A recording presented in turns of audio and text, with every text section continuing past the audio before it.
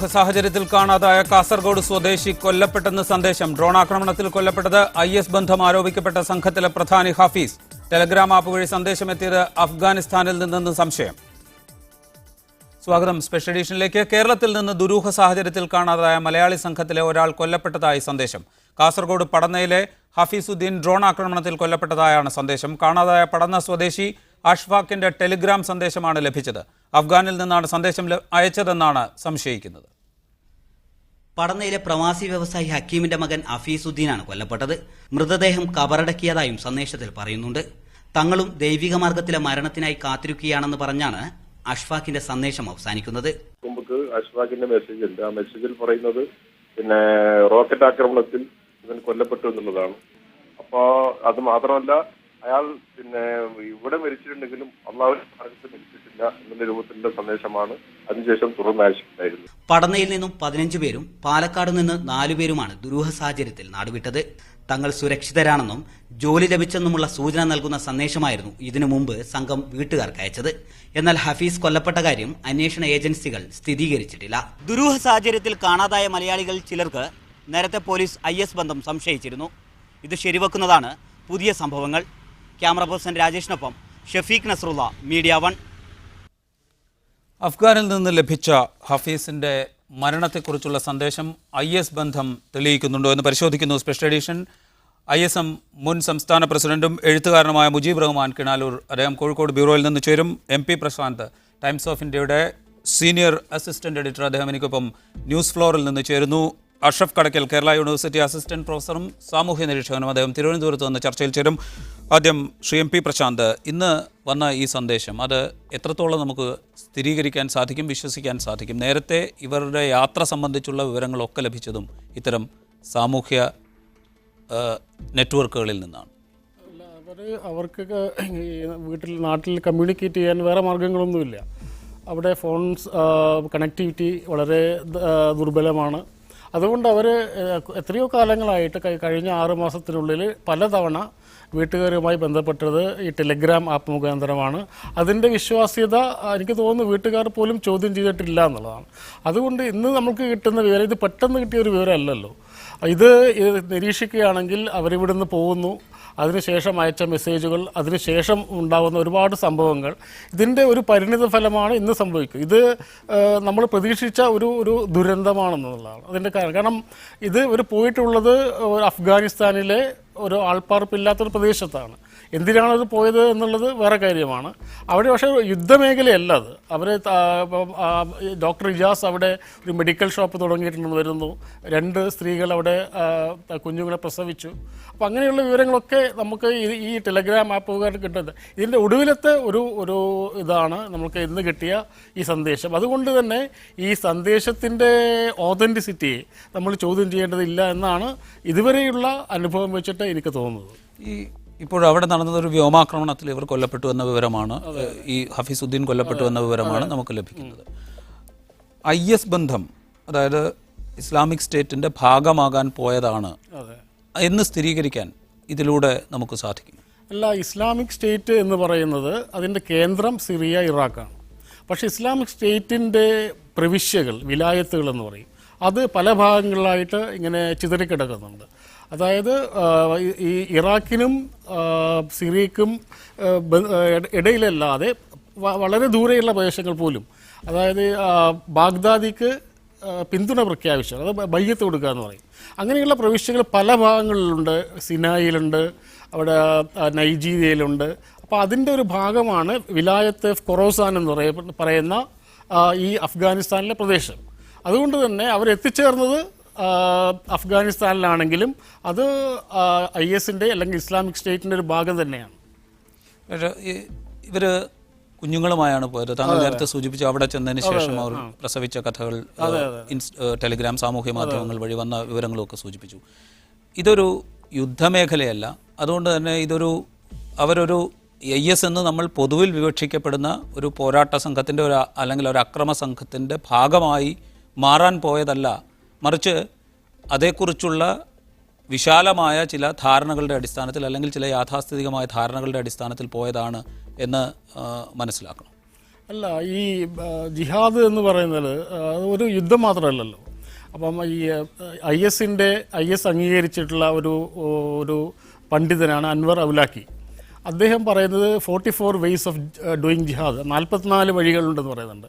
നേരിട്ട് യുദ്ധം ചെയ്യുന്ന ഒരു വഴിയാണ്, യുദ്ധത്തിൽ മുറിവേറ്റവരെ ശുശ്രൂഷിക്കുന്ന വേറെ വഴിയാണ്, ഫണ്ട് ചെയ്യുന്നൊരു വഴിയാണ്, ഈ ഇൻ്റർനെറ്റിലൂടെ ഇത് പ്രചരിപ്പിക്കുന്നൊരു വഴിയാണ്. അങ്ങനെ ജിഹാദിന് പല മുഖങ്ങളുണ്ട്. അപ്പോൾ ഇവർ ചെയ്യുന്നത് ജിഹാദിൽ ഇവിടുന്ന് പോയവർ യുദ്ധം ചെയ്യാനായിരിക്കല്ല പോയത്. കാരണം ഇവർ യുദ്ധത്തിനുള്ള ട്രെയിനിങ് ഒന്നും ലഭിച്ച ആൾക്കാരല്ലല്ലോ. അതുകൊണ്ട് ഇവർ ചെയ്യുന്നത് അത് ഇവർ ഇസ്ലാമിക് സ്റ്റേറ്റിലല്ല എന്ന് പറയാൻ പറ്റില്ല. കാരണം ഇസ്ലാമിക് സ്റ്റേറ്റിൻ്റെ ഫ്രണ്ടൽ ഓർഗനൈസേഷൻ എന്ന് പറയുന്നത് അവരുടെ മുന്നണി പോരാളികളാണ്. അതിനൊരു ഭാഗമായിട്ടുണ്ടാവില്ല. പക്ഷേ ഇതിന് ജിഹാദിനെ സഹായിക്കുന്ന പല രീതികളിൽ ഏതിലെങ്കിലും ഒന്നിലായിരിക്കും ഇവർ എത്തിയിട്ടുണ്ടാവുമെന്നാണ് കരുതുന്നത്. റൈറ്റ്, ഞാൻ മടങ്ങിയെത്താം. മുജീബ് റഹ്മാൻ കിനാലൂർ, ഇന്ന് പുറത്തു വന്ന വിവരം അത് ഉയർത്തുന്ന നമ്മൾ മുൻകാലങ്ങളിൽ ആരോപിക്കപ്പെട്ടിരുന്ന IS ബന്ധത്തിനൊരു തെളിവായി തന്നെ നമുക്കതിനെ കാണേണ്ടി വരും. അത് എത്രത്തോളം അസ്വസ്ഥത ജനിപ്പിക്കുന്നതാണ്, അതെത്രത്തോളം ആശങ്ക ഉണർത്തുന്നതാണ്? ഈ നേരത്തെ പടന്നയിൽ നിന്നും അതുപോലെ തന്നെ എറണാകുളത്തു നിന്നും പാലക്കാട്ടു നിന്നൊക്കെ ചില ആളുകൾ അപ്രത്യക്ഷമാവുകയും അവർ IS കൂടാരത്തിൽ എത്തിച്ചേർന്നു എന്ന നിലക്ക് വാർത്ത ഉണ്ടാകുകയും ചെയ്തപ്പോൾ തന്നെ നമ്മളെ സംബന്ധിച്ചിടത്തോളം മലയാളികൾക്ക് ഏറ്റവും കൂടുതൽ അസ്വസ്ഥത ഉണ്ടായിട്ടുണ്ടായിരുന്നു. ആദ്യഘട്ടത്തിൽ നമ്മൾ മനസ്സിലാക്കിയത് ഇസ്ലാമിനെ കുറിച്ച് പ്രത്യേക രീതിയിൽ മനസ്സിലാക്കിയിട്ടുള്ള, ഇസ്ലാമിനെ കൂടുതൽ അടുത്തറിയാനും പഠിക്കാനും വേണ്ടിയാണ് തങ്ങൾ നാട് വിടുന്നത് എന്നാണ് ഈ പോയിട്ടുള്ള ആളുകൾ ആദ്യം വ്യക്തമാക്കിയിരുന്നത്. കേരളത്തിൽ നിന്ന് പോയിട്ടുള്ള ആളുകൾ ആദ്യത്തിൽ ശ്രീലങ്കയിൽ എത്തിയതായിട്ടാണ് നമുക്ക് മാധ്യമങ്ങളിലൂടെ ലഭിച്ചിട്ടുള്ള വാർത്തകളും അവരിൽ നിന്ന് തന്നെ ലഭിച്ചിട്ടുള്ള സന്ദേശങ്ങളിൽ നിന്ന് മനസ്സിലാക്കാൻ സാധിച്ചത്. എന്നാൽ പിന്നീട് കിട്ടിയ വിവരം അനുസരിച്ചുകൊണ്ട് ആദ്യഘട്ടത്തിൽ അവർ ആ രീതിയിൽ തന്നെ മതത്തിനെക്കുറിച്ച് കൂടുതൽ പഠിക്കാൻ വേണ്ടി തന്നെ ആയിരുന്നു അവിടെ പോയിരുന്നത് എന്ന് മനസ്സിലാക്കാനാണ് തെളിവുകളുള്ളത്. എന്നാൽ ശ്രീലങ്കയിലുള്ള ഒരു പ്രത്യേകമായ പഠന കേന്ദ്രത്തിൽ അവർ എത്തിപ്പെടുകയും അവിടെ നിന്ന് അവർ നടത്തിയതായി പറയപ്പെടുന്ന ചില സന്ദേശങ്ങൾ പുറത്തു വരികയുണ്ടായി. അതിൽ നിന്ന് മനസ്സിലാവുന്നത് ആ സന്ദേശത്തിൽ ആ സംഭാഷണത്തിലൂടെ ആദ്യഘട്ടത്തിൽ ഇവരെ പഠനത്തിന് വേണ്ടി അവർ ശ്രീലങ്കയിലുള്ള ആ സ്ഥാപനം ഇവരെ സ്വീകരിക്കാൻ തയ്യാറാവുകയുണ്ടായി എന്നും, എന്നാൽ പിന്നീട് ഇവർ ISുമായി ബന്ധപ്പെട്ട് നടത്തിയ സംഭാഷണത്തിൽ അവർക്ക് തൃപ്തികരമായ മറുപടിയല്ല ശ്രീലങ്കയിലെ സ്ഥാപനം നടത്തിയത്. ഖവാരിജികളുടെ വിഭാഗമാണ്, അല്ലെങ്കിൽ ഇന്നത്തെ രൂപമാണ് ഈ IS. അതുകൊണ്ട് തന്നെ തങ്ങൾക്ക് അതുമായി യാതൊരു നിലക്കും സഹകരിക്കാൻ സാധ്യമല്ല, തങ്ങൾ അതിനോട് യോജിക്കുകയില്ല എന്ന് ശ്രീലങ്കയിലെ സ്ഥാപന മേധാവികൾ പറഞ്ഞതായാണ് മനസ്സിലാവുന്നത്. അങ്ങനെ ഈ സംഭാഷണത്തിനൊടുവിൽ അവർ ആ സ്ഥാപനത്തിൽ നിന്ന് പുറത്താക്കുകയും പിന്നീട് ശ്രീലങ്കയിൽ നിന്ന് അവർ അഫ്ഗാനിലേക്ക്, ഖുറാസാൻ എന്ന് പറയപ്പെടുന്ന അഫ്ഗാനിസ്ഥാനിലേക്ക് മാറി എന്നാണ് മനസ്സിലാക്കാൻ സാധിക്കുന്നത്. ഇതിൽ നിന്ന് ലഭിക്കാവുന്നൊരു സൂചന, പോയ ഘട്ടത്തിൽ നാട് വിട്ട ആളുകളെ സംബന്ധിച്ചിടത്തോളം അവർ മനസ്സിലാക്കിയിട്ടുള്ള ധാരണകളുടെ അടിസ്ഥാനത്തിൽ ആണ് ഇവിടുന്ന് നാട് വിടുന്നത്. അപ്പോൾ ആ പോയ ഘട്ടത്തിൽ അവർ ഇതുപോലെ ഒരു യുദ്ധത്തിൽ പങ്കുചേരണമെന്നോ ISുമായി നേർക്കുനേരെ അവരുമായി സഹകരിക്കണമെന്നോ ഒരു പക്ഷേ ചിന്തിച്ചിരിക്കണമെന്നില്ല. പിന്നീട് അങ്ങനെ ഒരു പരിണാമത്തിൽ അവർ എത്തിച്ചേർന്നായിരിക്കാനാണ് സാധ്യത എന്നാണ് തോന്നുന്നത്. ശ്രീ മുജീബ് റഹ്മാൻ, നമ്മൾ ഇത് സംസാരിക്കുമ്പോൾ തന്നെ ചെറിയൊരു വിഭാഗം, ഇപ്പോൾ നമ്മൾ 21 പേരുടെ കാര്യമാണ് സംസാരിക്കുന്നത്. തൃക്കരിപ്പൂർ പടന്നയിൽ നിന്ന് പോയ 17 പേർ, പാലക്കാട് നിന്ന് പോയ 4 പേർ, ഇങ്ങനെയാണ് കാണാതായവരുടെ കണക്ക്. അവരെക്കുറിച്ച് മാത്രമാണ് സംസാരിക്കുന്നത്. അത്രയും ചെറിയൊരു എണ്ണമാണെങ്കിൽ കൂടി അവരെ ഈ വിധത്തിലുള്ള തീവ്രവിശ്വാസത്തിലേക്ക് നയിക്കാൻ പാകത്തിലുള്ളൊരു സാഹചര്യം അതിവിടെ ഉണ്ടായി എന്നതൊരു യാഥാർത്ഥ്യം നിലനിൽക്കുന്നില്ലേ? അതെങ്ങനെ ഉണ്ടായി എന്നൊരു പരിശോധന കൂടി നടക്കേണ്ടതല്ലേ?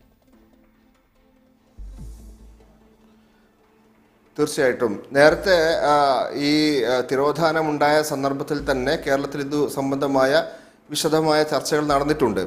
അപ്പം അതിൻ്റെ ഭാഗമായി തന്നെ ഈ തിരോധാനത്തിന് ശേഷം സോഷ്യൽ മീഡിയയിലും മറ്റുമൊക്കെ വ്യാപകമായ രീതിയിൽ പ്രചാരണങ്ങൾ നടന്നു. പത്രമാധ്യമങ്ങൾ അത് വിശദമായി റിപ്പോർട്ട് ചെയ്തു.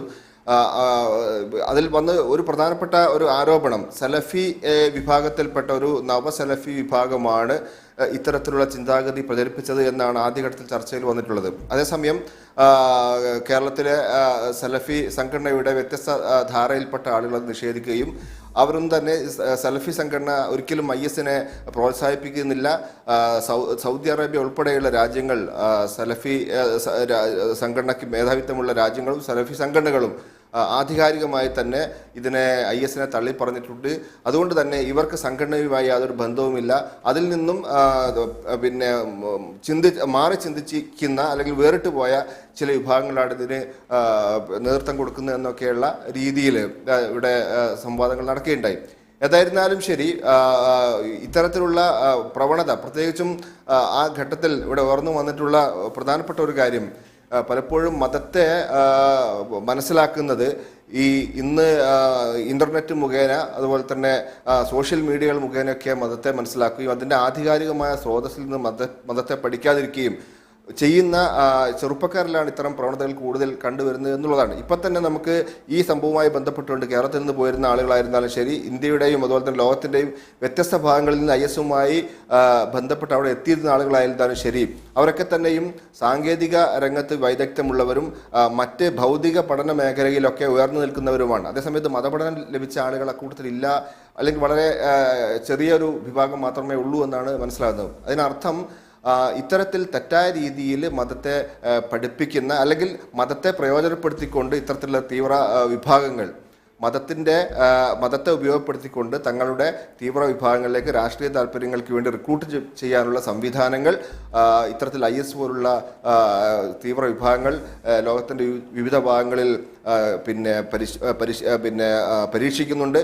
അതിൽപ്പെട്ടായിരിക്കണം ഇന്ത്യയിൽ നിന്നും കേരളത്തിൽ നിന്നൊക്കെ പോയിട്ടുള്ളത്. ഒരു പക്ഷേ ഈ ഇൻ്റർനെറ്റ് മുഖേനയൊക്കെയുള്ള ബന്ധത്തിലൂടെയാണ് അതിലെത്തിപ്പെട്ടത് എന്നാണ് നമുക്ക് മനസ്സിലാക്കാൻ സാധിക്കുന്നത്. ഡയറക്റ്റായി വളരെ നേർക്കുനേരെ രാജ്യത്തുള്ള ഏതെങ്കിലും ഒരു സംഘടനയുമായി ഈ IS-ന് ബന്ധം ഉണ്ടായിട്ടുണ്ട് എന്ന് ഇതുവരെ അന്വേഷണ ഉദ്യോഗസ്ഥന്മാർക്ക് തെളിയിക്കാൻ സാധിച്ചിട്ടില്ല എന്നാണ് മനസ്സിലാക്കാൻ പറ്റുന്ന കാര്യം. റൈറ്റ്, ഞാൻ മടങ്ങി എത്താം.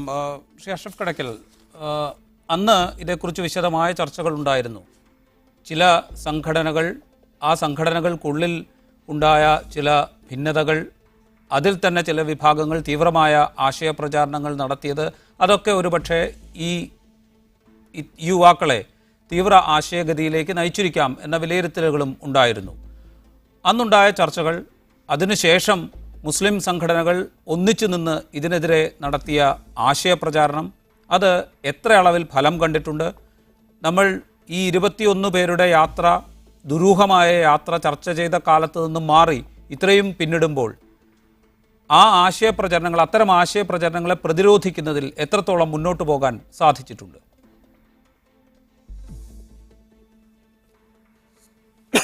ഈ ചർച്ചയിൽ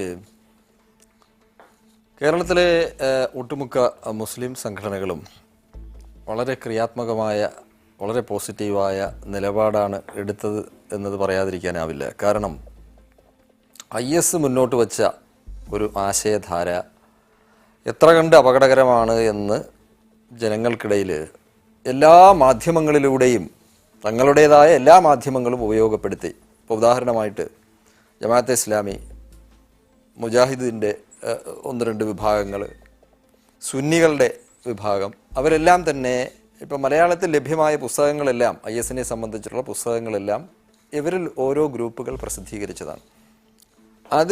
അതിനോടൊപ്പം തന്നെ അവരുടെ മറ്റ് സോഴ്സുകൾ, അവരുടെ പ്രസിദ്ധീകരണങ്ങൾ, ഓൺലൈൻ മാധ്യമങ്ങൾ, ഇതിലൊക്കെ തന്നെ വ്യാപകമായ പ്രചരണങ്ങൾ അവർ നടത്തി. അതുപോലെ തന്നെ ഇത് സംബന്ധിച്ചിട്ടുള്ള വിശദീകരണ യോഗങ്ങളിലും വളരെ സജീവമായ ഒരു ക്യാമ്പയിൻ അവർ ഈ വിഷയത്തിൽ നടത്തി എന്നത് വളരെ സ്തുത്യർഹമായ കാര്യമാണ്. കാരണം വളരെ മൈക്രോസ്കോപ്പിക് മൈനോറിറ്റി, ന്യൂനപക്ഷം എന്ന് പറയാവുന്ന ഒരു വിഭാഗമാണ് ഇത്തരത്തിലുള്ള ഒരു ആശയത്തേക്ക് ആകർഷിക്കപ്പെടുന്നത് എങ്കിലും ഭാവിയിൽ അത് വളരെ അപകടകരമായ ഒരു അവസ്ഥയിലേക്ക് എത്തും എന്നുള്ളതിൻ്റെ തെളിവാണല്ലോ സിറിയയിൽ 3000-ൽ നിന്നും 3 ലക്ഷത്തിലേക്ക്, സിറിയയിലും ഇറാഖിലും അഥവാ സിറാഖ് എന്ന് അവർ വിളിക്കുന്ന ആ IS സ്വാധീന മേഖലയിൽ ഈ 3000-ൽ നിന്ന് 3 ലക്ഷത്തിലേക്കൊക്കെ മിലീഷ്യ എത്തണമെങ്കിൽ അത്തരത്തിലുള്ളൊരു ആശയം, ഈ നമ്മൾ പെട്രോളിലൊക്കെ തീ പിടിക്കുന്നു എന്ന് പറയുന്നത് പോലെ ആ അവസ്ഥയിൽ പടർന്നു പിടിക്കുന്ന ഒരവസ്ഥ, ഈ ഒരു സ്വഭാവ സവിശേഷത ഇത്തരത്തിലുള്ള ആശയങ്ങൾക്കും ഇത്തരത്തിലുള്ള ആശയങ്ങളുടെ അടിസ്ഥാനത്തിൽ രൂപം കൊണ്ട മിലീഷ്യകൾക്കും ഉണ്ട് എന്നത് ചരിത്രത്തിൻ്റെ ഒരു പാഠമാണ്. അപ്പോൾ കേരളത്തിൽ ന്യൂനപക്ഷമാണ് എങ്കിലും അതിനെ ചെറുക്കാനുള്ള നടപടികൾ യഥാർത്ഥത്തിൽ ഈ പ്രശ്നമുണ്ടായ അന്ന് മുതൽ നമ്മൾ ഒരുപാട് ആളുകൾ വളരെ സജീവമായ ചർച്ചയിൽ ഇടപെടുകയും ഇത് സംബന്ധിച്ചിട്ടുള്ള പ്രചരണങ്ങൾ കാര്യമായി എടുക്കുകയും ചെയ്തപ്പോൾ ഇപ്പോൾ എന്നെപ്പോലെയൊക്കെയുള്ള ആളുകൾ വളരെ സ്വതന്ത്രമായ വീക്ഷണം പുലർത്തിക്കൊണ്ട് തന്നെ ഈ വിഷയത്തിൽ സജീവമായി ഇടപെട്ടപ്പോൾ മതസംഘടനകളുടെ ഭാഗത്ത് നിന്ന് മിക്കവാറും വളരെ കുറഞ്ഞ ചില ആളുകൾ ഒഴിച്ച് ബാക്കി എല്ലാവരും അതിനെ ശക്തമായി പിന്തുണച്ചു എന്നത് തന്നെ ഈ വിഷയത്തിൽ ശക്തമായ ഒരു നിലപാടുണ്ട് എന്നതിൻ്റെ തെളിവാണ്. പക്ഷേ അവിടെ അതുകൊണ്ട് നമുക്ക് അവസാനിപ്പിക്കാനാവില്ല. കാരണം ഇപ്പോൾ തന്നെ ഇത്തരത്തിലുള്ള പ്രവണതയെയൊക്കെ വളരെ ആവേശപൂർവ്വം സ്വീകരിക്കുന്ന ചില ആളുകൾ ഇപ്പോഴും നമുക്കിടയിൽ ഉണ്ടാകാം. കാരണം ഇത് ഒരു വലിയ ഞാൻ എൻ്റെ അടുത്ത ഊഴത്തിന് വേണ്ടി കാത്തിരിക്കുന്നു, എൻ്റെ സഹോദരൻ ഇതാ ദൈവത്തിൻ്റെ മാർഗത്തിൽ ഷഹീദായിരിക്കുന്നു, രക്തസാക്ഷിയായിരിക്കുന്നു. അപ്പോൾ അത്തരത്തിലുള്ള ഒരു മനോഭാവമുള്ള ഒരു കൂട്ടരാണല്ലോ ഇവിടെ നിന്ന് ഈ പലായനം ചെയ്തു പോയത്. അതായത് ഇസ്ലാമികമായ ഒരു എൻവയൺമെൻ്റ് ഇല്ലാതെ ഇസ്ലാമിക എൻവയൺമെൻ്റ് ഉള്ള ഒരു സ്ഥലത്തേക്ക് പലായനം ഹിജ്റ ചെയ്തു പോയത്. അപ്പോൾ അവരിൽ ഓരോരുത്തർക്കും യഥാർത്ഥത്തിൽ ഇന്നിപ്പോൾ ഈ പറഞ്ഞ ഹഫീസുദ്ദീന് സംഭവിച്ചത് തന്നെയായിരിക്കും ബാക്കിയുള്ളവർക്കും. ദൈവം അങ്ങനെ വരുത്താതിരിക്കട്ടെ എന്ന പ്രാർത്ഥനയോടെ ഞാൻ പറയുന്നു. കാരണം ഭൂമിയിലെ ഏറ്റവും വലിയ അസ്വസ്ഥമായ മേഖലയിലേക്കാണ്, ഏറ്റവും വലിയ സംഘർഷഭരിതമായൊരു മേഖലയിലേക്കാണ് അവർ പോയിരിക്കുന്നത്. അവരതിനെ സമാധാനത്തിൻ്റെ ഗേഹം എന്നർത്ഥമുള്ള അബോർഡ് ഓഫ് ഇസ്ലാം എന്ന അർത്ഥത്തിൽ അവരതിനെ വിശേഷിപ്പിക്കുന്നുവെങ്കിലും ഈ ഭൂമിയിലുള്ള ഏറ്റവും സംഘർഷ ഭൂമിയിലേക്കാണ് അവർ പോയിട്ടുള്ളത്.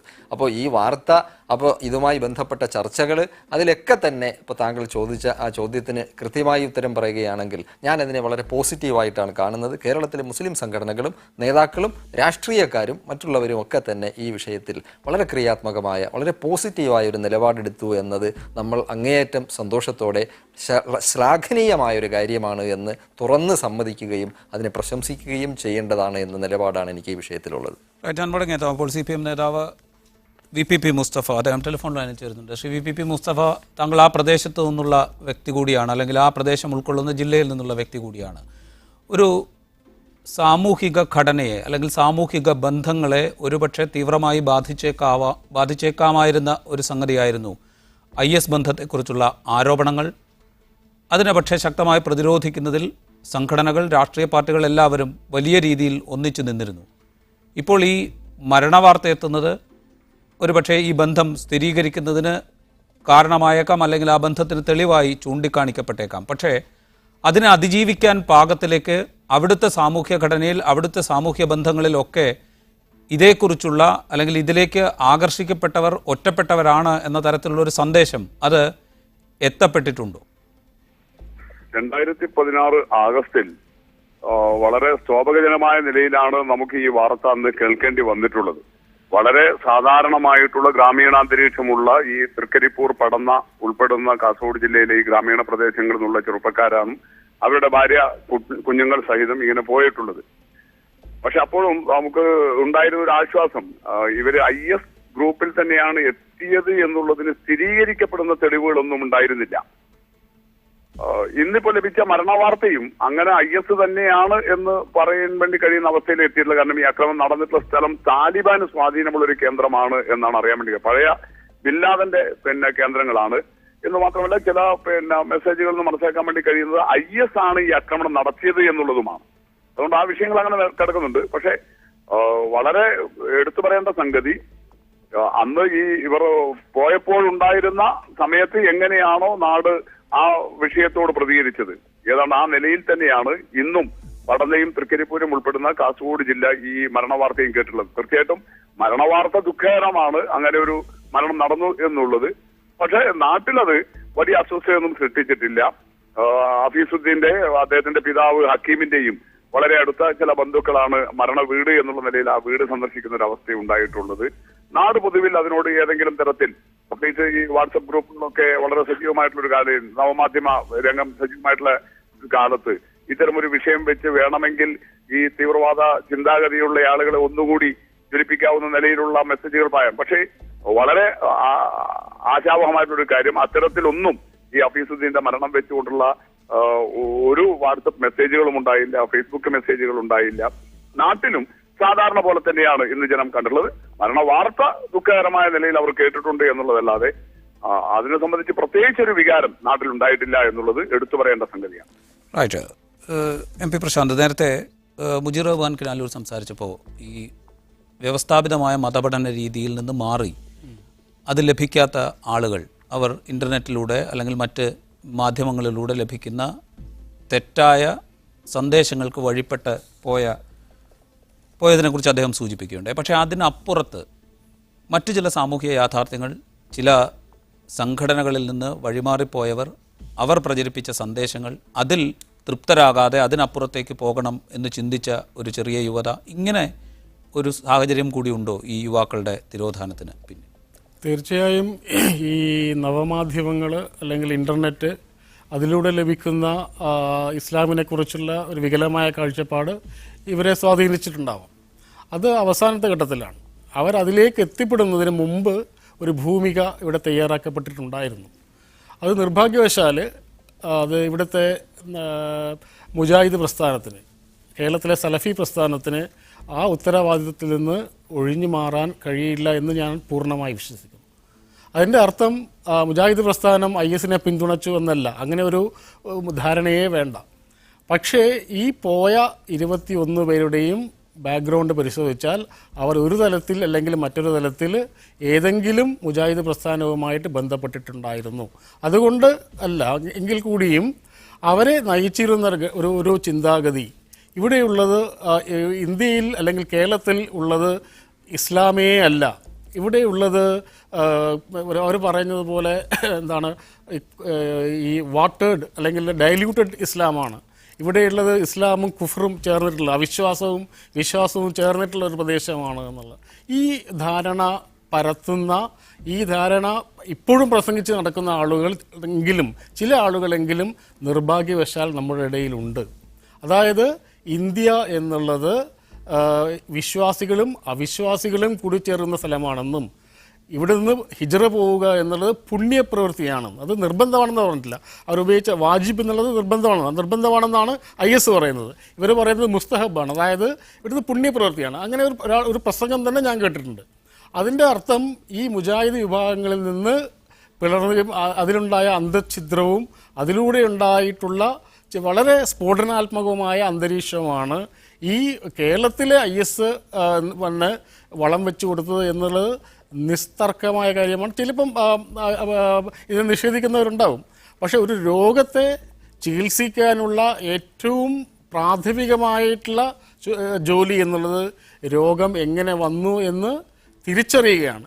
ഈ യാഥാർത്ഥ്യം തിരിച്ചറിയപ്പെടാതെ നമ്മൾ IS-നെതിരെ എന്ത് പ്രകടനം നടത്തിയത് കൊണ്ടോ മീറ്റിംഗ് നടത്തിയത് കൊണ്ടോ അത് ഒരു കാര്യമില്ല. അപ്പോൾ ഇവിടുത്തെ മുജാഹിദ് പ്രസ്ഥാനം വളരെ ഗൗരവപരമായിട്ടുള്ള ഒരു ആത്മപരിശോധന തയ്യാറാവണം. ഇത് പറയാൻ കാരണം എന്ന് പറഞ്ഞാൽ IS അവരുടെ വെബ്സൈറ്റുകളിൽ, അവരുടെ ലേഖനങ്ങളിലൊക്കെ പറയുന്ന ഒരു കാര്യം, അവരുടെ പില്ലർ എന്ന് പറയുന്നത് ഒരു പുസ്തകമാണ്, അൽവല വൽ ബറാ. അതായത് ബന്ധവും ബന്ധവിച്ഛേദനവും, മുസ്ലിങ്ങൾ ആരോടൊക്കെ ബന്ധം ചേർക്കണം, ആരിൽ നിന്നൊക്കെ വിട്ടു നിൽക്കണം എന്നത്. അത് IS പറയുന്നത് ഞങ്ങളുടെ അടിസ്ഥാനം ഇതാണ്, ഞങ്ങളുടെ വിശ്വാസത്തിൻ്റെ അടിസ്ഥാനം ഇതാണ്. ഈ പുസ്തകം 1989 തോന്നുന്നു, അൽമനാർ എന്ന വാരികയിൽ, അതായത് അന്നത്തെ അവിഭക്ത മുജാഹിദ് പ്രസ്ഥാനത്തിൻ്റെ വാരികയിൽ അതിനെക്കുറിച്ച് ലേഖനം പ്രസിദ്ധീകരിച്ചിട്ടുണ്ടായിരുന്നു. 2006-ലോ 2007-ലോ ആണ് ഈ പുസ്തകം, അത് സൗദി പണ്ഡിതനായ സാലെ ഫൗസാൻ്റെ പുസ്തകമാണ്. ഇത് ട്രാൻസ്ലേറ്റ് ചെയ്തിട്ട് കേരളത്തിൽ പ്രചരിപ്പിച്ചിട്ടുണ്ട്. അപ്പോൾ ഇതിനെക്കുറിച്ച്, ഈ പുസ്തകത്തെക്കുറിച്ച് മുജാഹിദ് പ്രസ്ഥാനത്തിൻ്റെ അഭിപ്രായം എന്താണ്? ഞങ്ങൾ ഈ പുസ്തകത്തിലെ ആശയത്തെ സ്വീകരിക്കുന്നുണ്ടോ അത് തള്ളിക്കറിയുന്നുണ്ടോ? കാരണം അതാണ് IS-ൻ്റെ അടിസ്ഥാനങ്ങളിലൊന്ന്. അപ്പോൾ ആ കാര്യത്തിൽ മുജാഹിദ് പ്രസ്ഥാനം, അതിൻ്റെ നേതാക്കളോ കൃത്യമായ ഒരു മറുപടി തന്നിട്ടില്ല. അപ്പോൾ അതുകൊണ്ട് ഇത് ഒരുപക്ഷെ വേദന ഉണ്ടാക്കുന്ന യാഥാർത്ഥ്യമായിരിക്കും പലർക്കും. പക്ഷേ ഈ യാഥാർത്ഥ്യത്തെ കണ്ടുകൊണ്ടല്ലാതെ നമ്മൾ ഇനി കേരളത്തിലെ IS-നെ കുറിച്ചിട്ട് ചർച്ച ചെയ്തിട്ട് കാര്യമില്ല എന്നാണ് എനിക്ക് തോന്നുന്നത്. ശ്രീ മുജീബ് റഹ്മാൻ കിനാലൂർ, ഇപ്പോൾ പ്രശാന്ത് ചൂണ്ടിക്കാണിക്കുന്നത് പോലെയുള്ള ചില യാഥാർത്ഥ്യങ്ങളുണ്ട്. സലഫി പ്രസ്ഥാനത്തിൽ നിന്നുണ്ടായ അപഭ്രംശങ്ങൾ, അതിൽ നിന്ന് ഭിന്നിച്ചു പോയ ചിലർ പ്രകടിപ്പിച്ച അല്ലെങ്കിൽ അവർ പ്രചരിപ്പിച്ച തീവ്രമായ ആശയങ്ങൾ, അതിലേക്ക് ആകർഷിക്കപ്പെട്ടവർ, അതിൽ നിന്ന് അത് പോരാ എന്ന് കണക്കാക്കി അതിനപ്പുറത്തേക്ക് പോകാൻ തയ്യാറെടുത്തവർ, ഇങ്ങനെ ഒരു സാമൂഹ്യ സാഹചര്യം നിലനിന്നിരുന്നില്ലേ കേരളത്തിൽ? അതിൻ്റെ കൂടി ബാക്കിയല്ലേ യഥാർത്ഥത്തിൽ ഇങ്ങനെ വളരെ ചുരുക്കം പേരെങ്കിലും ഒരു തീവ്രമായ ആശയത്തിലേക്ക് ആകൃഷ്ടരാക്കപ്പെട്ടത്?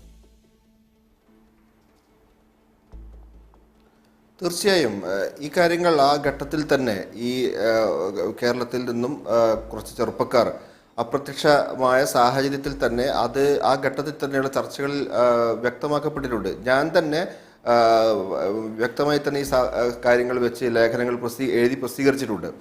അതായത് മുജാഹിദ് പ്രസ്ഥാനത്തിൻ്റെ പിളർപ്പുമായി ബന്ധപ്പെട്ടിട്ടുള്ള സാഹചര്യങ്ങൾ തീർച്ചയായും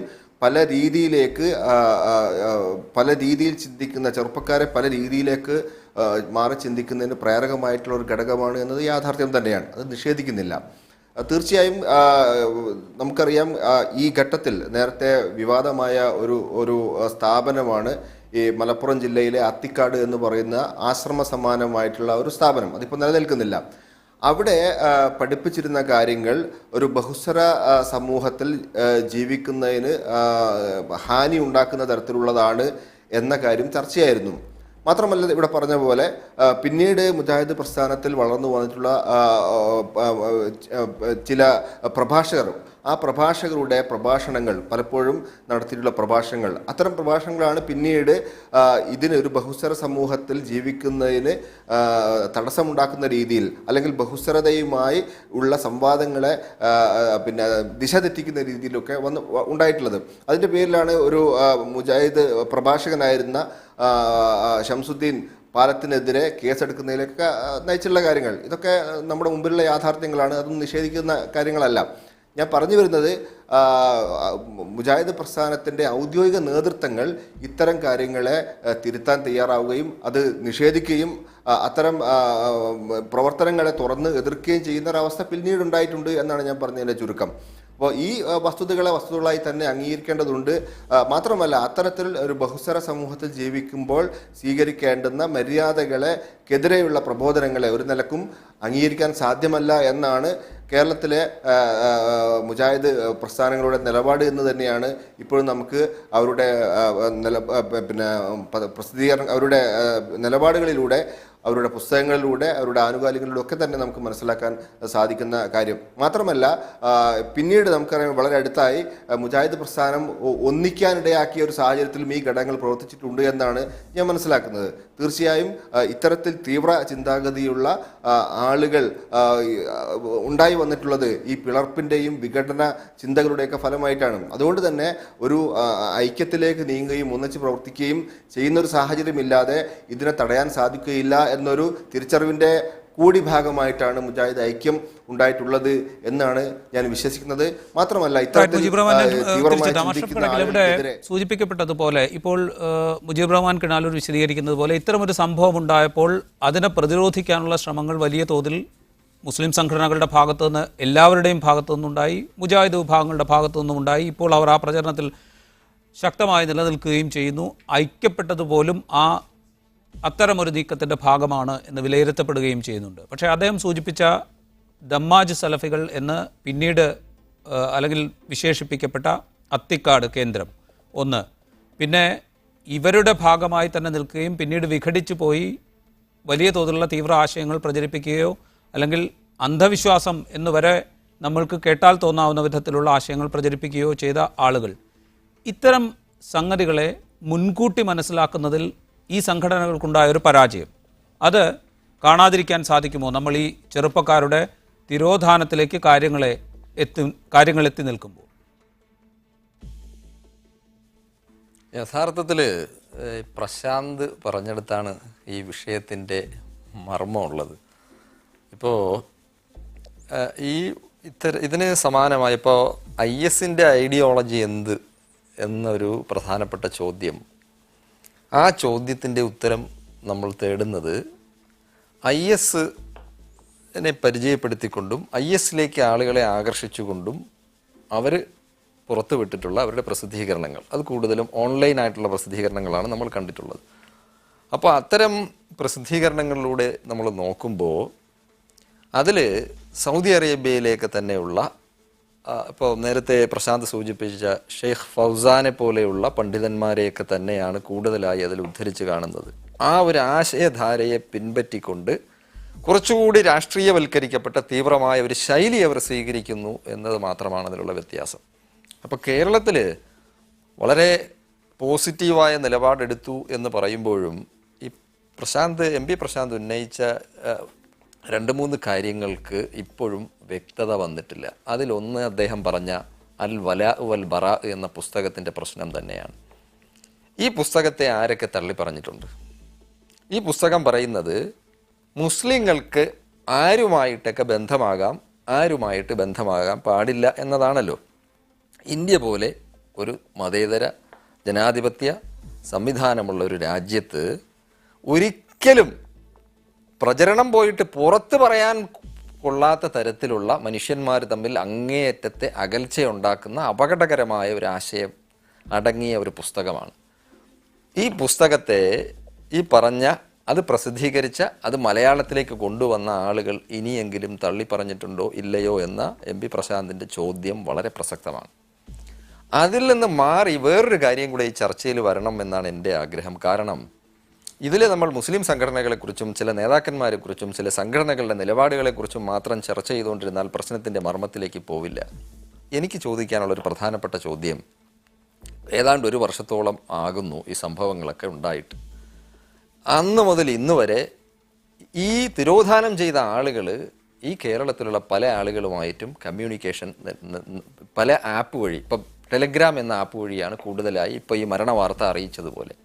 ഈ വിവരം നമ്മുടെ അന്വേഷണ ഏജൻസികൾക്കറിയാം, നമ്മുടെ ഇൻ്റലിജൻസിനറിയാം, കേന്ദ്ര ഏജൻസികൾക്കറിയാം.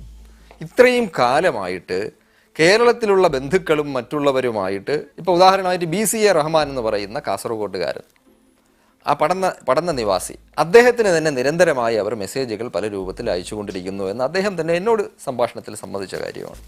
എന്തുകൊണ്ട് നമ്മുടെ അന്വേഷണ ഏജൻസികൾക്ക് ഇവർ അഫ്ഗാനിസ്ഥാനിൽ തന്നെയാണ്, നിങ്കാർഹർ എന്ന് പറയുന്ന പ്രദേശത്താണെന്ന് പറയപ്പെടുന്നു, അത് എന്തുകൊണ്ട് നമ്മുടെ അന്വേഷണ ഏജൻസികൾ ഈ വിഷയം സ്ഥിരീകരിക്കാൻ മടിക്കുന്നു? അഥവാ അന്വേഷണ ഏജൻസികൾക്ക് ഇതുമായി ബന്ധപ്പെട്ട വിവരങ്ങൾ ലഭിച്ചിട്ടുണ്ടെങ്കിൽ അത് എന്തിന് ദുരൂഹമാക്കി നിലനിർത്തണം? അപ്പോൾ ഈ വിഷയത്തിൻ്റെ ദുരൂഹത നിലനിർത്തണം എന്നത് ആരുടെ ആഗ്രഹമാണ്? ഈ 2 വിഷയങ്ങളും ചർച്ചയ്ക്ക് വരേണ്ടതല്ലേ? അന്വേഷണ ഏജൻസികൾ ഈ വിഷയത്തിൽ ട്രാൻസ്പെറൻ്റായ ഒരു നിലപാടെടുക്കേണ്ടതല്ലേ? ഇപ്പോൾ ഇവിടെ നിന്ന് പോയ പെൺകുട്ടികൾ, അതിൽ 2 പേര് പ്രസവിച്ചു, കുഞ്ഞായി. അവരുമായി ബന്ധപ്പെട്ട കാര്യങ്ങളിൽ അതിൻ്റെ മാതാവ് ഇപ്പോഴും ആ കുട്ടിയെ തിരിച്ചു കിട്ടാനുള്ള ആഗ്രഹവുമായി എല്ലാ തരത്തിലുള്ള പ്രധാനമന്ത്രിയെ പോയി കണ്ടു, കേന്ദ്ര ആഭ്യന്തരമന്ത്രി പോയി കണ്ടു. ഇപ്പോഴും അവർക്കും ഇത് സംബന്ധിച്ചു വ്യക്തമായ ഒരു ധാരണയുമില്ല. അവരെല്ലാം പ്രതീക്ഷിക്കുന്നത് ഇന്നല്ലെങ്കിൽ നാളെ അവർ മടങ്ങി വരും. അതിൽ പലരെയും നമ്മുടെ അന്വേഷണ ഏജൻസികൾക്ക് ട്രൈസ് ഔട്ട് ചെയ്യാൻ കഴിഞ്ഞിട്ടുണ്ട്. അവരവരെ നിരീക്ഷണത്തിലാണ്, ഉടനെ തന്നെ അവരെ കേരളത്തിലേക്ക് എത്തിക്കും എന്ന പ്രതീക്ഷ മാത്രമാണ്. ഈ മരണം തന്നെ വന്ന ഈ ടെലിഗ്രാം ആപ്പിൽ വന്നു.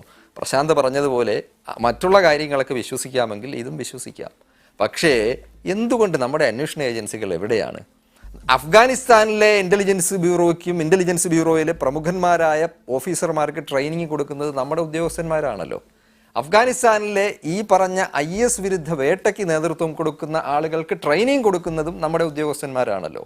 ഇന്ത്യ ഗവൺമെൻറ് വളരെ സജീവമായി ഈ വിഷയത്തിൽ ഇടപെട്ടുകൊണ്ടിരിക്കുന്നു.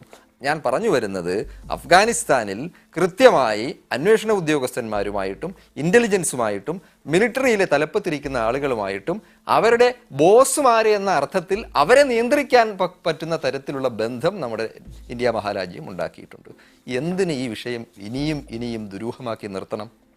എൻ്റെ ബലമായ സംശയം ഇത് സംബന്ധിച്ചിട്ടുള്ള ഒട്ടനവധി കാര്യങ്ങൾ നമ്മുടെ ഉദ്യോഗസ്ഥന്മാർക്കും അന്വേഷണ ഏജൻസികൾക്കും ഇതിനകം അറിഞ്ഞിട്ടുണ്ടാകാം. വളരെ ആസൂത്രിതമായി ഈ വിഷയത്തിൻ്റെ ദുരൂഹത അവശേഷിപ്പിക്കാൻ മാത്രം സത്യം പുറത്തു പറയാതിരിക്കുകയാണ്. എന്തുകൊണ്ട് നമ്മുടെ ടെലിവിഷൻ ചാനലുകൾ ഈ വിഷയത്തിലേക്ക് ചർച്ച കൊണ്ടുപോകുന്നില്ല? ഇവിടെയല്ലേ പ്രശ്നത്തിൻ്റെ മർമ്മം കിടക്കുന്നത്? അപ്പോൾ ഈ സുപ്രധാനമായ വിഷയം ചർച്ച ചെയ്യുകയും മാധ്യമങ്ങൾ, നമ്മുടെ അന്വേഷണ ഏജൻസികൾ അതിൽ കൃത്യമായി ഒരു ധാരണ ഉണ്ടാക്കാൻ കഴിഞ്ഞില്ലെങ്കിൽ നമ്മുടെ മാധ്യമപ്രവർത്തകർക്ക് കൂടുതൽ അന്വേഷിക്കാമല്ലോ. ഇപ്പോൾ ഇത് സംബന്ധിച്ച് ഞാൻ മനസ്സിലാക്കുന്നത്, ആകെ MP പ്രശാന്ത് എന്ന് പറയുന്ന ഒരു മാധ്യമപ്രവർത്തകനാണ് ഇതിൻ്റെ ഉള്ളുകള്ളികളൊക്കെ കുറേയൊക്കെ മനസ്സിലാക്കാൻ ശ്രമിച്ചിട്ടുള്ളൊരു വ്യക്തി. അപ്പോൾ നമ്മുടെ മാധ്യമങ്ങൾക്കും ഇതിൽ വ്യക്തമായ ഉത്തരവാദിത്തമുണ്ട്, നമ്മുടെ അന്വേഷണ ഏജൻസികൾക്കുള്ളതുപോലെ. അപ്പോൾ അത്തരത്തിൽ ഈ വിഷയത്തിൻ്റെ ഒരു കൃത്യത വരുത്തുകയും ഈ ഇരുട്ടത്ത് നിർത്തി സമുദായത്തെയും മറ്റുള്ളവരെയും ഒക്കെ തന്നെ തെളിഞ്ഞും ഒളിഞ്ഞും കല്ലെറിയാനുള്ള അവസരമുണ്ടാക്കുകയും പൊതുസമൂഹത്തിനിടയിൽ കൂടുതൽ ഭീതിയും ഭയപ്പാടും ഉണ്ടാക്കുകയും ചെയ്യുന്ന ഈ ഒരു അവസ്ഥാവിശേഷ വളരെ വളരെ ആദരവോടെ ഞാൻ പറയുന്നു, നമ്മുടെ ഗവൺമെൻറ് തലത്തിൽ, നമ്മുടെ സെൻട്രൽ ഗവൺമെൻറ് തലത്തിലുള്ള ഉദ്യോഗസ്ഥന്മാരും അന്വേഷണ ഏജൻസികളും ഇനിയെങ്കിലും ഒരല്പം ഉത്തരവാദിത്വത്തോടെ പെരുമാറണം എന്ന ഒരു എളിയ അഭ്യർത്ഥനയാണ് ഈ ഒരു ടെലിവിഷൻ ചർച്ചയിലൂടെയെങ്കിലും എനിക്ക് മുന്നോട്ട് വയ്ക്കാനുള്ളത്.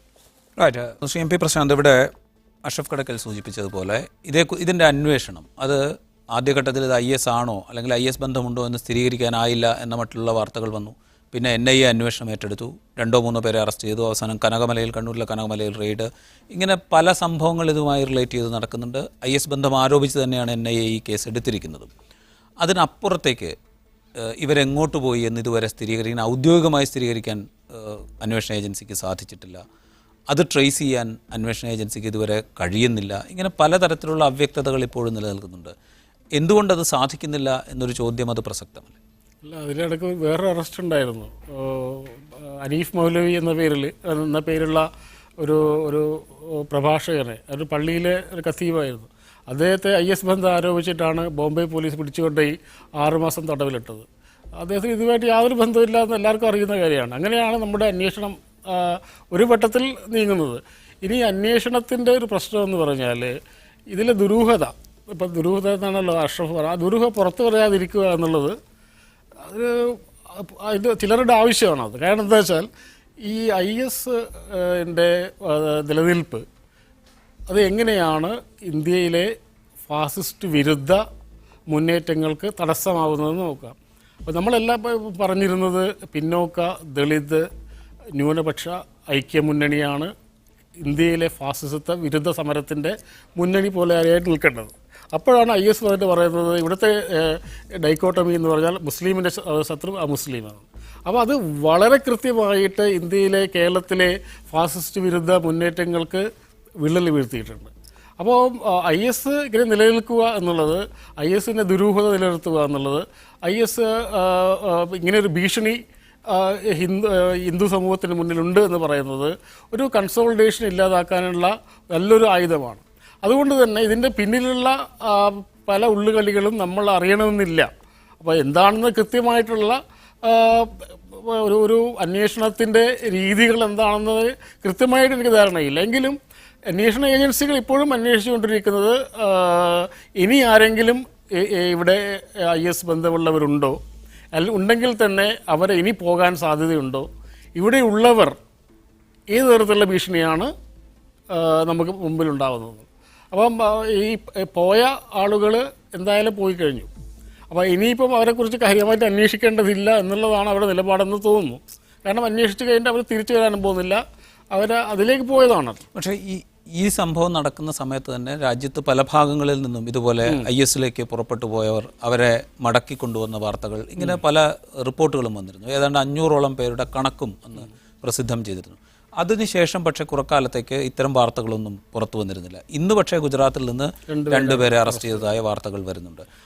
ഈ ഒരു ദുരൂഹത നിലനിർത്തുന്നു എന്ന് നമ്മൾ ആരോപിക്കുമ്പോൾ തന്നെ ഇത്തരം റിപ്പോർട്ടുകളൊന്നും സമീപകാലങ്ങളിൽ വലിയ തോതിൽ വന്നില്ല എന്നതൊരു വസ്തുതയാണ്. ഈ IS-ലേക്ക് അതായത് അവർ പറയുന്ന വിദേശ പോരാളികളെ റിക്രൂട്ട് ചെയ്യേണ്ടതെന്നുള്ള യാഥാർത്ഥ്യമാണ്. അപ്പോൾ ഇന്നലെ നടന്ന ആക്രമണം എന്നുള്ളത് അവിടെയുള്ള നാംഗ്ഹാർ പ്രവിശ്യയിലുള്ള വിദേശ മെർസനറീസ് അവർക്കെതിരെയുള്ളതായിരുന്നു. അപ്പം ഈ IS-ൻ്റെ നല്ലൊരു വിഭാഗം എല്ലാ ലോകത്തിൻ്റെ നാനാഭാഗങ്ങളിൽ നിന്ന് ബാഗ്ദാദിയുടെ വിളി കേട്ടിട്ട് അങ്ങോട്ടേക്ക് പോയ ആളുകളാണ്. അപ്പോൾ അങ്ങനെ ഇതിലൊരു പ്രശ്നം എന്ന് പറഞ്ഞാൽ ഇത് യാഥാർത്ഥ്യമായിട്ടുള്ളൊരു അംശമുണ്ട്, ഇതിൽ കൂട്ടിച്ചേർക്കപ്പെടുന്ന അംശങ്ങളുമുണ്ട്. അപ്പോൾ ഇത് ഒന്നുകിൽ നമ്മൾ സാധാരണ എടുക്കുന്ന നിലപാട്, ചിലരെടുക്കുന്ന നിലപാട് IS അങ്ങനെ സംഘടനയില്ല, അത് മുഴുവൻ ജൂതന്മാരുടെ സൃഷ്ടിയാണ്, അമേരിക്കയുടെ സൃഷ്ടി, അങ്ങനെ പറഞ്ഞു കഴിയുമ്പോൾ വളരെ എളുപ്പമാണ്, പിന്നെ ബാക്കിയൊന്നും എക്സ്പ്ലെയിൻ ചെയ്യേണ്ടതില്ലല്ലോ. നേരെ മറിച്ച് വേറൊരു നിലപാടെടുക്കുന്നത് ഇത് ഭയങ്കര ഇന്ത്യക്ക് വലിയൊരു ഭീഷണിയായിട്ട് ഉയർന്നു വരുന്നു എന്നുള്ളതാണ്. അപ്പോൾ ഇത് രണ്ടിനും ഇടയിലുള്ള യാഥാർത്ഥ്യം കണ്ടെത്തുക എന്നുള്ളത് അതിദുഷ്കരമായിട്ടുള്ള ഒരു പ്രവൃത്തിയാണ്. കാരണം അങ്ങോട്ടോ ഇങ്ങോട്ടോ മാറിപ്പോകാം. അങ്ങനെ മാറിപ്പോയി കഴിഞ്ഞാൽ ഒരു വാർത്തക്ക് തെറ്റുന്നതല്ല, അത് സമൂഹത്തിലുണ്ടാക്കുന്ന വലിയ ചലനങ്ങളുണ്ടാകും. അതുകൊണ്ട് ഇത് സംബന്ധിച്ച വാർത്തകൾ വളരെ സൂക്ഷ്മതയോടുകൂടി മാത്രം കൈകാര്യം ചെയ്യേണ്ടതാണ് എന്നാണ് എനിക്ക് തോന്നുന്നത്. താങ്കൾ ഒരുപക്ഷെ സൂചിപ്പിക്കാൻ ശ്രമിക്കുന്നത് രാജ്യത്ത് നിലനിൽക്കുന്നൊരു സാമൂഹ്യ രാഷ്ട്രീയ സാഹചര്യത്തിൽ IS എന്ന് പറയുന്ന ഒരു സംഗതിയുടെ അല്ലെങ്കിൽ അതിന് ഇന്ത്യയിൽ നടക്കുന്ന പ്രവർത്തനങ്ങളെ സംബന്ധിച്ചുള്ള ഒരു ദുരൂഹത അത് നിലനിർത്തേണ്ടത് ഇപ്പോഴത്തെ രാഷ്ട്രീയ സാഹചര്യങ്ങളിൽ അത്യാവശ്യമായ ചിലരെങ്കിലും ഉണ്ട് എന്നത് വസ്തുതയാണ്. അല്ല, അത് നമ്മൾ അങ്ങനെ പറയുന്നില്ല. കേന്ദ്ര ഗവൺമെൻറ്റിന് BJPക്കും തന്നെ പറയാം, അവർക്ക് അങ്ങനെ തന്നെ പറയണം. അവർക്കത് ആവശ്യമാണല്ലോ. അത് അങ്ങനെയായ ഒരു ഭീതി ഉണ്ടാക്കുക എന്നുള്ളത്. അപ്പം മുമ്പ് ഉണ്ടായിരുന്ന പോലെ അല്ല, ഇത് കൃത്യമായിട്ട് നമ്മുടെ മുന്നിലുണ്ടല്ലോ. IS ഇന്ന് ചെയ്തത് കേരളത്തിൽ നിന്ന് പോലും ISലേക്ക് പോകുന്നു. അത് വലിയൊരു ഭീഷണിയല്ലേ? അങ്ങനെ ഭീഷണിയാണ്, അങ്ങനെ ഒരു സാധനം നിലനിൽക്കുന്നുണ്ട്.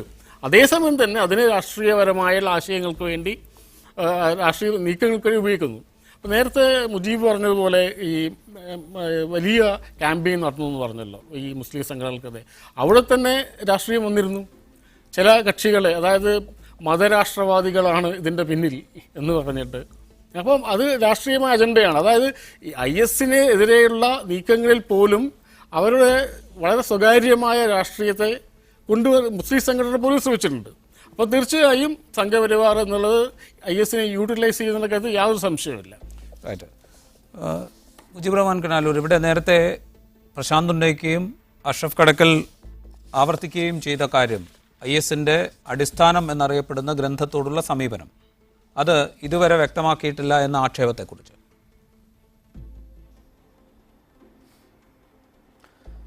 ഈ അൽ ബലാഉ വൽ ബറാ എന്ന് പറയുന്നത് ഈ അടുത്ത കാലത്തുണ്ടായ ഒരു പുസ്തകമൊന്നുമല്ല. ആ ഒരു ചർച്ച വളരെ നൂറ്റാണ്ടുകളായി, പക്ഷേ 17-ാം നൂറ്റാണ്ട് മുതൽക്ക് തന്നെ അത്തരത്തിലുള്ള പുസ്തകങ്ങളൊക്കെ ധാരാളമായിട്ടുണ്ടായിട്ടുണ്ട്.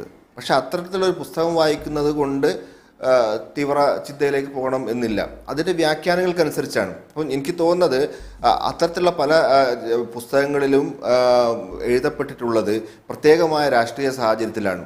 ആ രാഷ്ട്രീയ സാഹചര്യം എന്താണ് എന്ന് വിശദീകരിച്ച് കൊടുക്കാതെ കേവലമായ അക്ഷരപാരായണത്തിലൂടെ കേരളമായ ബാഹ്യമായ അർത്ഥങ്ങളിൽ മാത്രം കാര്യങ്ങൾ ഗ്രഹിക്കുന്ന ഒരു അവസ്ഥയിലേക്ക് നമ്മുടെ സമൂഹത്തെ വളർത്തിയതാണ് ഇതിൻ്റെ അപകടത്തിൻ്റെ കാരണം എന്നാണ് എനിക്ക് തോന്നുന്നത്. തീർച്ചയായും അത്തരത്തിൽ ആ പുസ്തകത്തിൽ പറയുന്ന കണ്ടന്റ് ഒരു നിലക്കും ഇതുപോലുള്ള ഇന്ത്യ പോലുള്ള ഒരു ബഹുസ്വര സമൂഹത്തിന് യോജിച്ചതല്ല. അക്കാര്യത്തിൽ യാതൊരു സംശയവുമില്ല. അത് തള്ളി പറയേണ്ടതാണ്. എനിക്ക് തോന്നുന്നത് പിന്നെ അന്നത്തെ കേരളം ഈ സംഭവം ഉണ്ടായ സമയത്ത് തന്നെ ഇത്തരത്തിലുള്ള പല വ്യാഖ്യാനങ്ങളും പിന്നെ ഇന്ത്യയിൽ ഒരിക്കലും സ്വീകാര്യമല്ല. അത് അറബ് രാജ്യങ്ങളിലൊക്കെ ഉണ്ടായിട്ടുള്ളതാണ്. അറബ് രാജ്യങ്ങളിൽ ഉണ്ടായിട്ടുള്ള എല്ലാ വാദങ്ങളോടും കേരളത്തിലുള്ള സംഘടനകൾക്ക് സ്വീകാര്യമല്ല എന്നൊക്കെ പണ്ഡിതന്മാരൊക്കെ പറഞ്ഞിട്ടുണ്ടായിരുന്നു. എന്തായിരുന്നാലും അങ്ങനെ ഇനിയും ഒരു നിലക്കും അത്തരത്തിൽ സംശയാസ്പദമായിട്ടുള്ള ഗ്രന്ഥങ്ങളോ പ്രഭാഷണങ്ങളോ ഉണ്ടാവാതിരിക്കാൻ മുസ്ലിം മുജാഹിദ് ഉൾപ്പെടെയുള്ള സംഘടനകൾ കൂടുതൽ പ്രതിജ്ഞാബദ്ധമാകാൻ നിലവിലുള്ള സാഹചര്യം സഹായകമായിട്ടുണ്ട് എന്ന് തന്നെയാണ് ഞാൻ മനസ്സിലാക്കുന്നത്. അഷ്റഫ് കടക്കൽ, ഈ പറയുന്ന വിധത്തിൽ ഇപ്പോൾ പ്രശാന്തൊക്കെ സൂചിപ്പിക്കുന്ന വിധത്തിൽ പ്രത്യക്ഷത്തിൽ ഈ 21 പേർ, പക്ഷേ ചിലരെങ്കിലും ഇതിൻ്റെ അനുഭാവികളായി ഇവിടെ നിലനിൽക്കാനുള്ള സാധ്യത, അത് പ്രൊപ്പഗേറ്റ് ചെയ്യാനുള്ളൊരു സാധ്യത, ആ സാധ്യത ഇപ്പോഴും നിലനിൽക്കുന്നുണ്ട്. ആ സാധ്യത നിലനിൽക്കുന്നുണ്ടോ എന്ന് ചോദിച്ചാൽ ഇതൊരു പ്രത്യേക മനോഘടനയിൽ നിന്ന് രൂപപ്പെട്ട ഒരവസ്ഥയാണല്ലോ. കേരളത്തിൽ ഇന്നുള്ള സംഘടനകളൊന്നും തന്നെ ഇത്തരത്തിലുള്ളൊരാശയത്തേക്ക് ആളുകളെ തള്ളിവിടുന്ന സ്വഭാവം ഇല്ല. പക്ഷേ ചില പ്രഭാഷകരുണ്ട്. ഈ പ്രഭാഷകരെ കൂച്ചുവിലങ്ങിടണം എന്നത് പല സന്ദർഭങ്ങളിൽ ശക്തമായി ഉന്നയിച്ചു വരുന്നൊരു കാര്യമാണ്. നമ്മുടെ ഒരു സിവിലൈസ്ഡ് സൊസൈറ്റിക്ക് യോജിക്കാത്ത തരത്തിലുള്ള ആശയങ്ങൾ പ്രചരിപ്പിക്കുന്ന ഇത്തരത്തിലുള്ള കൊടികെട്ടിയ പ്രഭാഷകന്മാരുണ്ട് പലരും. അവരെ തളയ്ക്കാതെ ഇത്തരത്തിലുള്ള ആശയങ്ങളെ നമുക്ക് പ്രതിരോധിക്കാനാവില്ല. സംഘടനകളല്ല ഇവിടെ യഥാർത്ഥത്തിൽ പ്രശ്നം. ചില പ്രസ്ഥാനങ്ങളായി നിലനിൽക്കുന്ന ഈ പ്രഭാഷകന്മാരാണ്.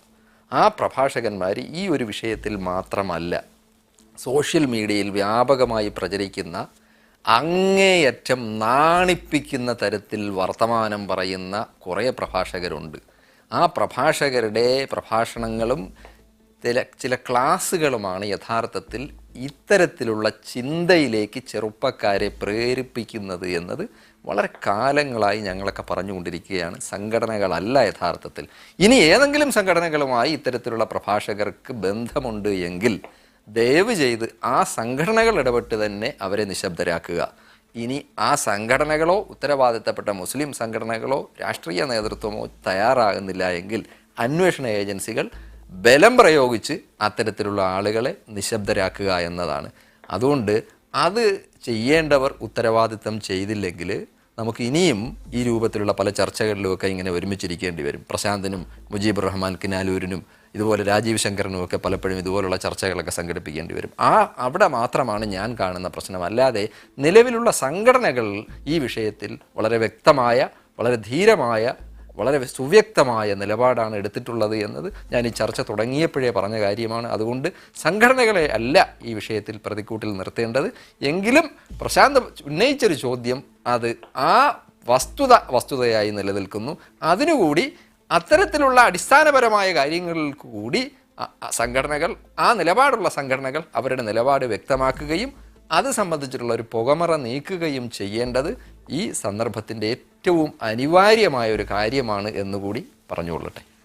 ശ്രീ എം പി പ്രശാന്ത്, അവസാനമായി ഇപ്പോൾ ഒരു ദുരന്ത വാർത്ത തേടിയെത്തി. അത് ആരുമായിക്കൊള്ളട്ടെ, ഒരു മരണം എന്തായാലും ഒരു ദുരന്ത വാർത്ത തന്നെയാണ്. ഇനിയും അത് കൂടുതൽ നമ്മൾ പ്രതീക്ഷിക്കേണ്ടതുണ്ടോ? അതോ ഇപ്പോൾ അഫ്ഗാനിൽ നിന്നാണ് സന്ദേശം വന്നത് എന്നത് ഏറെക്കുറെ സ്ഥിരീകരിച്ചിരിക്കുന്നു.